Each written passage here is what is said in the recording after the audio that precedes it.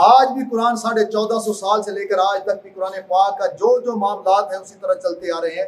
तो ये जो अपने आप को बड़े फिलासफर कहते हैं, बड़े दिमाग कहते हैं, अपने आप को बड़े एडवांस कहते हैं और बड़े समझते हैं कि हमने बड़ी चीज़ें जो है उसके ऊपर गलबा कर लिया है, तो क्या इतनी बात इनके समझ में नहीं आती?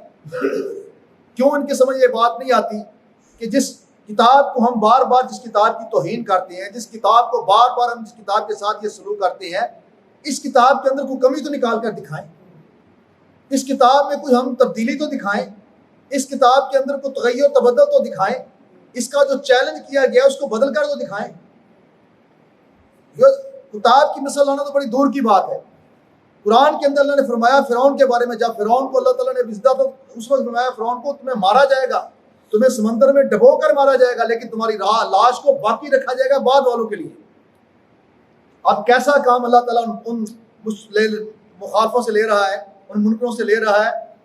वो फिरौन की लाश, आज भी कुरान के अंदर ये बात मौजूद है कि अल्लाह ने फरमाया था कि हम फिरौन की लाश को बाकी रखेंगे, और ड्यूटी भी उन बदबख्तों की लगाई कि तुम इसे मिसालें लगाओ, तुम इसे अपने म्यूजियम में रखो, और तुम इसे जनाब अपना समझो कि हम बड़ा, हमारे मिसालों से ये जिंदा जा रहा है। अगर मिसालों से इंसान बचते होते तो फिर ये इतने इतने बड़े इनके जो फिलासफर उन्हें भी बचा लेते। ये तो अल्लाह ने सिर्फ आंखों के आगे पर्दा डाला हुआ है, इन्हें एक खेल में मुब्तला किया हुआ है कि इनकी होश मारी रहे हमेशा, तो इस इल्जाम में, इसे गुमान में रहे कि पता नहीं हमारे मिसालों की वजह से फिरौन की जो है वो लाश बची हुई है।